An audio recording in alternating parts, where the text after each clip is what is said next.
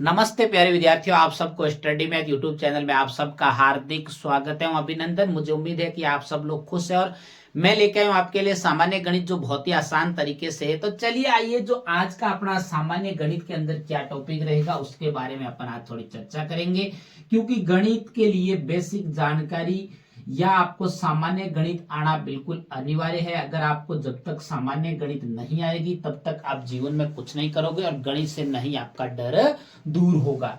तो चलिए आइए, जो आज का अपनी जो हेडिंग रहेगी वो रहेगी अभाज्य गुणनखंड। किसके बारे में चर्चा करेंगे? अभाज्य गुणनखंड। अब देखो, ये अभाज्य गुणनखंड होता है, इसको कैसे किया जाता है, इन सब के बारे में अपन बारी बारी से चर्चा करेंगे, क्योंकि अभाज्य गुणनखंड आना जरूरी है। आपको अगर अभाज्य गुणनखंड नहीं आएगा तो आप संख्याओं का लसअप नहीं ले पाएंगे और न ही ये पता लगा पाएंगे कि इन संख्याओं में कैसे कैसे भाग दिया जाता है, किन किन संख्याओं। इन सबके बारे में चर्चा करने के लिए आपको अभाज्य गुणनखंड आना जरूरी है। अभाज्य मतलब कि ऐसा गुणनखंड करना है जिसके अंदर केवल अभाज्य संख्याओं का भाग देना है, अभाज्य संख्या। और अभाज्य संख्या की आपको सबसे पहले परिभाषा पता होना चाहिए कि ऐसी संख्याएं या दी गई संख्याओं के अंदर एक व स्वयं के अलावा किसी अन्य संख्या का भाग पूरा पूरा नहीं जाता है, उसे अभाज्य संख्या कहते हैं। जैसे कि आपकी अभाज्य संख्याओं की शुरुआत 2 से होती है, 2, 3, इस प्रकार आपको अभाज्य संख्याओं का इसके अंदर क्या देना है? भाग देना है। अब देखिए, सबसे पहले अभाज्य गुणनखंड का चिन्ह की अगर बात करें आपके सामने, तो चिन्ह इस प्रकार होता है। और उसके बाद में अपन देखो, बड़ा जो खाना है उसके अंदर उदाहरण को लिखा जाता है। जो आपके पास में संख्या दे रखी है उन संख्याओं को बड़े खाने के अंदर। अब देखिए, इसको इधर का छोटे खाने में केवल अभाज्य संख्याओं का भाग देना है। अब देखिए, 100 के अंदर सबसे पहले देखो 2 का भाग जा रहा है। किसका भाग जा रहा है? 2 का। क्योंकि आपको भाजकता के नियम आने चाहिए। जब तक भाजकता के नियम नहीं आएंगे तब तक बड़ी संख्याओं का आप पता नहीं लगा पाएंगे, क्योंकि 2 के भाजकता का नियम कहता है कि 0, 2, 4, 6, 8। अगर ये इकाई के अंक में है तो उस कितनी भी बड़ी क्यों ना संख्या उसमें 2 का भाग जाएगा। इसका मतलब ये 0 है, इसमें 0 इकाई मतलब 2 का भाग जाएगा। अब देखिए, 5 दूनी 10 और पीछे 0 उतार दिया, मतलब कि 100 में 2 का भाग कितनी बार जाएगा? 50 बार। मुझे उम्मीद है कि आपको अच्छे से समझ में आ रहा है।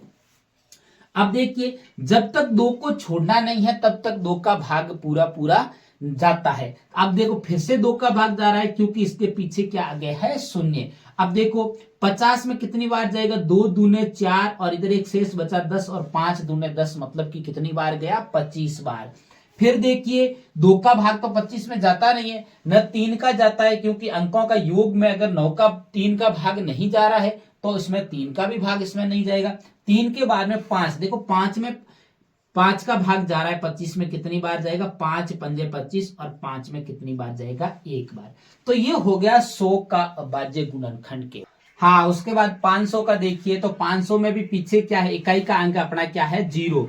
तो अपन 2 का भाग जाएगा, तो 2 का भाग इसमें कितनी बार जाएगा? देखो, 2 दूने 4 और 2 पंजे 10 और उसके बाद में 0, मतलब कि कितनी बार भाग जाएगा? 250 बार भाग जाएगा।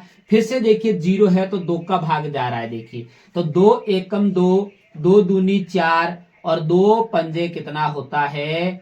10, मतलब कि 125 बार जाएगा। कितनी बार जाएगा 2 का भाग?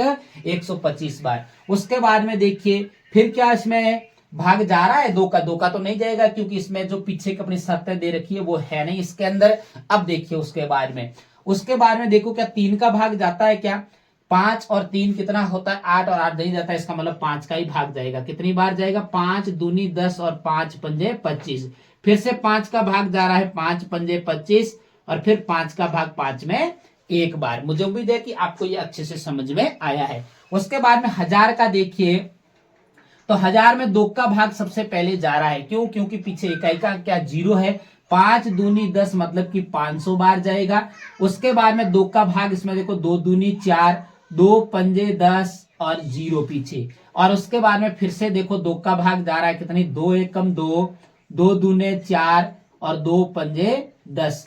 फिर देखिए उसके बाद में 5 का भाग जा रहा है, देखो 5 दूनी 10 और 5 पंजे 25। फिर देखिए 5 का भाग 5 25 में कितनी बार जाएगा, 5 पंजे 25 और 5 एकम 5।